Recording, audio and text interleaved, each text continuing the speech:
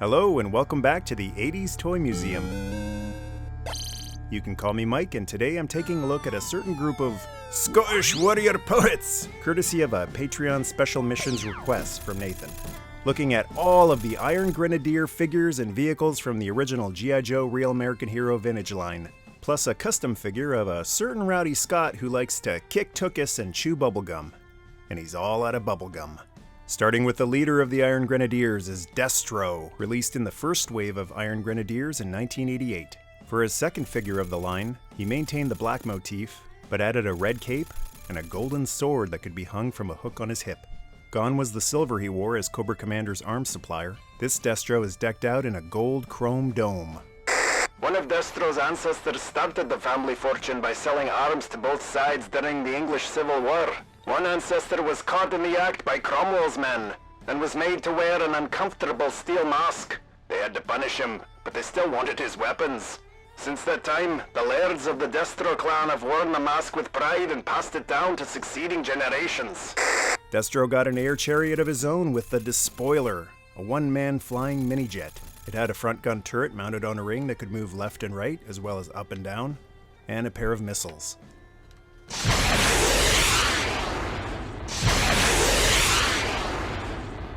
And the bulk of the Iron Grenadiers was made up of one of the most sought-after G.I. Joe army builders, the Iron Grenadier Elite Trooper.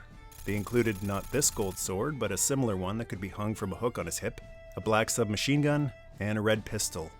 Imagine the slickest used car salesman you've ever met. Now imagine that he's also the trickiest accountant in the world.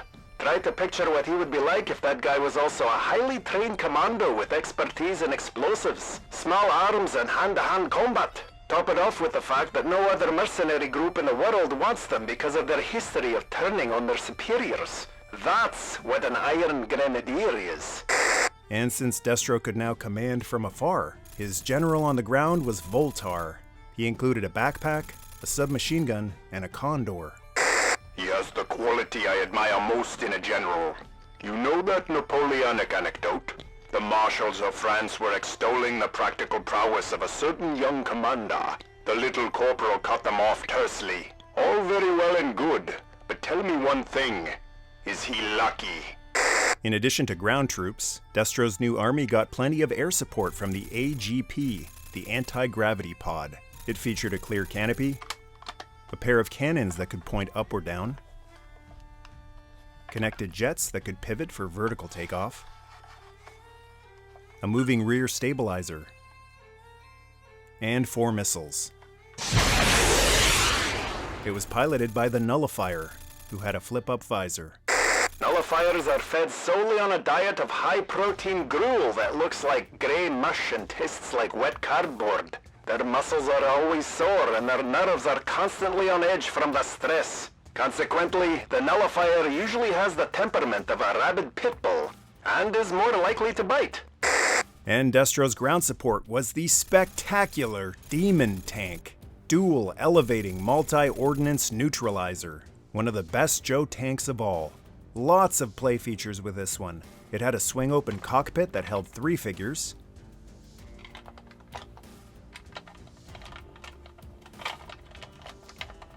although whoever got stuck in the back seat was a sitting duck. There was a small gun on the rear that could move left and right, a swiveling spotlight / solar collector, a swiveling gun on the roof, another gun that could tilt up and down, and 6 missiles with a unique way of locking into the launcher. In addition to all the weaponry, the D.e.m.o.n could elevate itself. Watch this connector right here though. It doesn't take much to break this when connecting the 2 treads together, as I learned with a previous D.e.m.o.n I owned. It kinda looks like if a tank stood up on its tippy toes. And my favorite feature of the D.e.m.o.n is that there are 2 posts that Destro's Despoiler can perch on. It's not an extremely tight fit, so the Despoiler can easily be docked or launched without much futzing. A brilliant idea to have a leader's vehicle attached to a bigger vehicle, reducing the risk to that leader as he rolls into battle. Serpentor and Sergeant Slaughter were sitting ducks in their air chariot and Triple T respectively, but when docked on a D.e.m.o.n, Destro was sure to be the one doing the hunting. And the D.e.m.o.n was driven by the final figure for 1988, the Ferret. Ferrets are chosen and trained based on their doggedly positive attitude. This is the vital attribute for them. When a squadron of demons attack in formation at full throttle, with all weapon systems firing, they are virtually unstoppable. Break up the formation, slow the pace of the attack, or counterattack from behind, and the infantrymen with handheld rocket launchers can turn the demons into burning hulks. Their motto should be, "Don't look back." Destro made the Iron Grenadiers a family business with the second wave in 1989 with his cousin d.e.m.o.n. He included a big gun and wore a mask like many of the Destro clan members.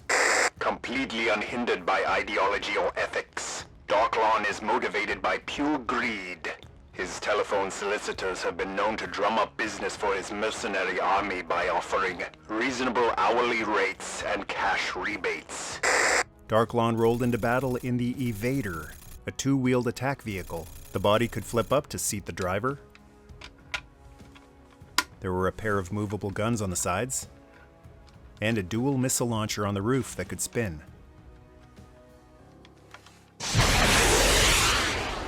Another elite trooper was released in '89, the Annihilator. He included a helicopter backpack with spinning blades, a movable handle, and a machine gun, as well as a separate machine gun that I'm missing. Annihilators don't get medals. They get shares of stock in Mars, and active participation in Destro's profit sharing. These guys are the ultimate specialists in hostile takeovers. And the other single-carded Grenadier in '89 is the only vintage Iron Grenadier I'm missing. But thanks to 3D Joe's, I can give you a 360 look at Targat, the Trans-Atmospheric Rapid Global Assault Trooper. He included a jetpack, laser gun, joystick, hose, and flip-up face shield. Targats are quite formidable as assault troopers, but their psychological impact on defending troops is even greater. Who wants to have a fight with a person who's crazy enough to turn himself into a human meteor? And the other Grenadier vehicle for '89 was another magnum opus of G.I. Joe ground assault vehicles, the Razorback. Lots going on with this one too. A cockpit that holds two drivers with closing canopy, a spinning radar type mechanism,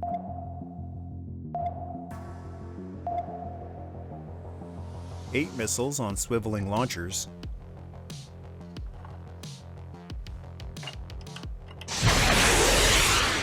a storage compartment in the back with a cover that's pretty tough to get off. Watch those stress marks on those tabs.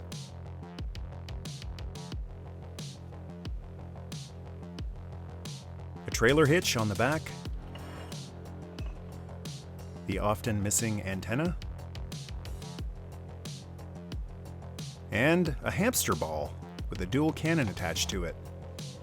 Oddly, it's not attached and can be lifted right out. It's still pretty deadly on its own though. Bowling for chuckles, anyone? And wheels on a swivel for two purposes. One is for rolling over obstacles, and the other purpose is part of the transformation. Like the D.e.m.o.n, the Razorback can bow up, giving the sphere gunner a higher vantage point, although it makes the two drivers easier targets. The Razorback was driven by the Wild Boar, who included a helmet and a hose. Iron Grenadier forces, though numerically inferior to Cobra, are better trained, better equipped, and enjoy the benefits of better qualified leadership.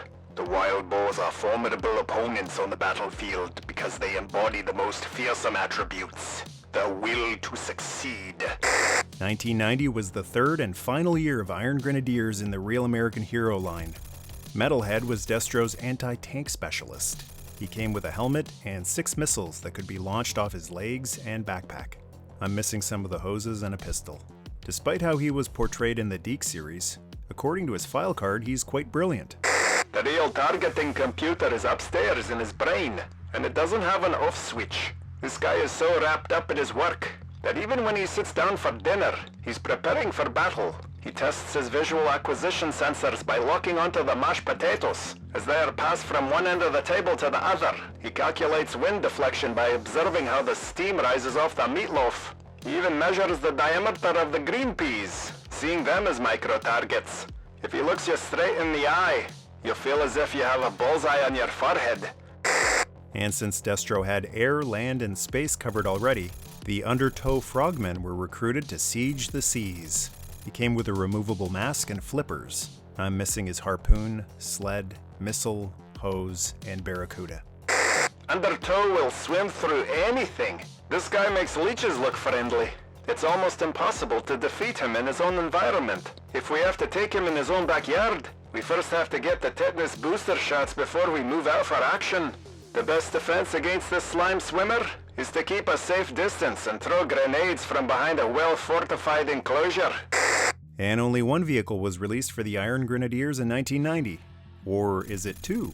The Dominator was the first and only vintage Iron Grenadiers vehicle that didn't include a driver. It was a tank, so you know what that meant. All of Destro's tanks have to have a transforming gimmick, and the Dominator, like the D.e.m.o.n and Razorback, could get higher. Much higher. It transformed into an assault helicopter. It featured two separate cockpits with canopies. I'd like to think one was for the helicopter pilot and the other was for the tank driver. Moving machine guns on each side with a rotating weapon. Movable dual cannons on the side of each tank tread.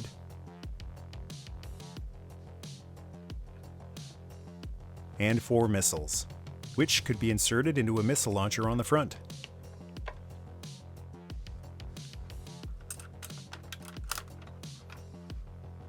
It could be pointed up and down using this knob on the other side, and fired by pushing the button on the back. That was it for vintage Iron Grenadiers, but in 2007, a convention-exclusive Roddy Piper Iron Grenadiers figure was released. I don't have one, but I loved the idea of the hot rod being an Iron Grenadier so much, I customized my own using a Jack's Build and Brawl Roddy Piper figure from 2008, and some gear from Marauder Gunrunners. The kilt was made from some thick ribbon. It's not a skirt, it's a kilt. I honestly prefer this version over the official convention version, since the face looks so much more like Roddy, and he's got his classic 80s white and red color scheme. I am the legend killer. If you're drowning in a river, I'm the kind of guy that'll throw you a rope. But I'll throw you both ends. And that's your look at the vintage Iron Grenadiers. Thanks to Nathan for requesting it. And thank you to all the Patreon tribe members and the channel members for showing your support. If you'd like to join the most powerful Patreon in the universe, visit patreon.com/MichaelMercy for over 200 Patreon exclusives, sneak peek pics and ad-free early screenings of upcoming videos, and access to the new Patreon Pub audio series. Quick shout out to a trio of authentic Highlander warrior poets if you want to hear genuine Scottish accents instead of my third-party knockoff. Burnin' Juice is a new podcast that is not kid-friendly, but is hilarious. Check out their brand new podcast on Apple Podcasts, Spotify, and other podcast sites. At home, though, not safe for work. Thanks for watching this video. If you enjoyed it, remember to push like, chime in with who your favorite Iron Grenadier was, and to join the tribe, hit subscribe. Good night, good luck, God bless, and as those warrior poets of the Highlands say, may your troubles be less, and your blessings be more, and nothing but happiness come through your door.